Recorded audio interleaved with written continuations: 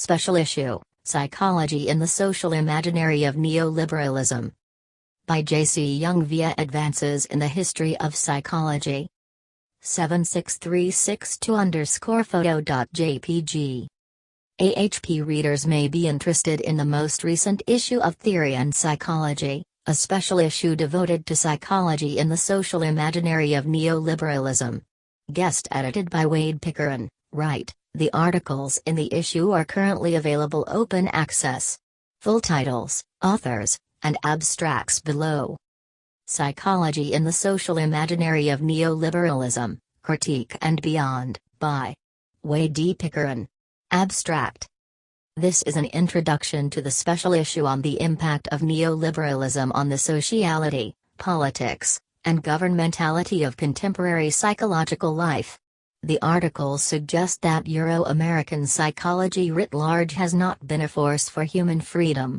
Still, the articles are additional evidence of the historical and current lines of resistance and activism that indicate a move toward an emancipatory psychology. Homo Neoliberalis, From Personality to Forms of Subjectivity, by Thomas Teo. Abstract. Based on a neo-Sprengerian approach to forms of life in Western cultures, and drawing on humanities-based ideas about personality, a critical hermeneutic description of a neoliberal form of life and its corresponding form of subjectivity is presented. In the neoliberal form of subjectivity, the self becomes central, but in a way that the distinction between an ego and the self is no longer relevant. Neoliberal thinking is reduced to utilitarian, calculating thinking in all domains of life from work, to interaction, and to identity. Feeling is considered to be more relevant than thinking and is used to manage stress while aiming for happiness, which is core to this subjectivity. It is argued that agency is reduced to self and family interests while consequences for the conduct of life are presented. Concepts such as new nihilism, reduction of individuality, and impossibility of resistance in neoliberalism are discussed. Neoliberalism and IQ, Naturalizing Economic and Racial Inequality, by Andrew S. Winston. Abstract. How did IQ become an important means of naturalizing economic and racial inequality and supporting neoliberal visions of a fully privatized, free market society? I show how post-World War II neoliberals and libertarians could employ ideas of innate intelligence to promote the reduction of government funding of social programs. For extreme libertarian economist Murray Rothbard, inequality among individuals and ethnicities was self-evident from human history and the a priori examination of the natural order, but IQ data could also be employed in the fight against egalitarianism. Any attempt to interfere in this natural order, such as civil rights legislation, was viewed as inherently evil. For libertarian Charles Murray and more mainstream neoliberals such as Milton Friedman, empirical research on intelligence was an effective means of influencing public perception and policy on welfare, affirmative action, and immigration. I discuss recent work on national intelligence in relation to neoliberal projects and enduring fears regarding reproduction and family. Feminism, Psychology, and the Gendering of Neoliberal Subjectivity, From Critique to Disruption, by Alexandra Rutherford. Abstract. Numerous feminist scholars have argued that women, especially young women, have been constructed as ideal neoliberal subjects.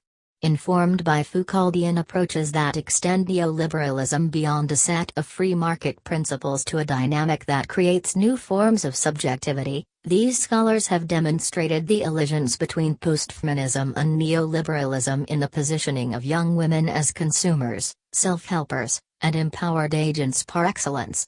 The psi disciplines have actively participated in the gendering of neoliberal subjectivity, and I selectively review feminist critiques of this complicity.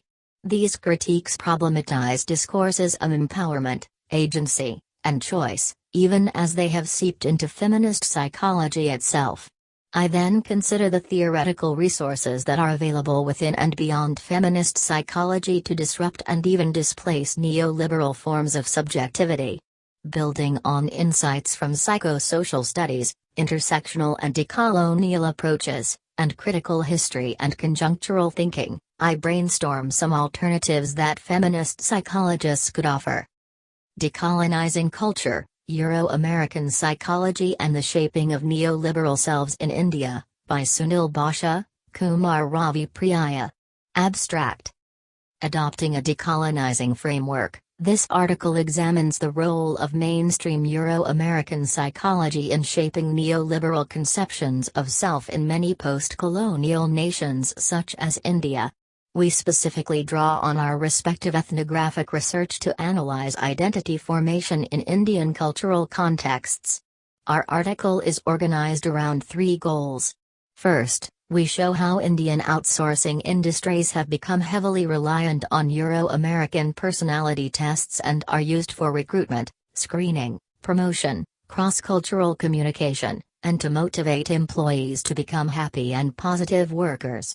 Second, we examine the tensions around identity or values that Indian youth face while embracing the ideology of Western corporate culture and acquiring new transnational identities.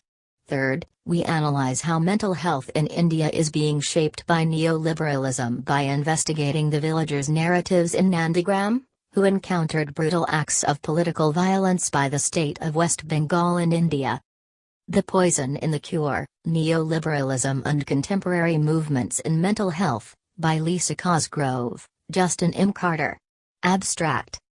Neoliberalism reaches beyond economic policy and material conditions and reformulates the subject and psychological life and therefore is best understood as an attitude towards science, knowledge-making, and subjectivity. In a neoliberal climate, markets give us truth and individuals are encouraged to be self-concerned agents rather than members of a polis. Thus, at the very moment that neoliberal policies transfer responsibility to individuals, there is a simultaneous increase in surveillance in order to reinstall certain patterns of human behavior.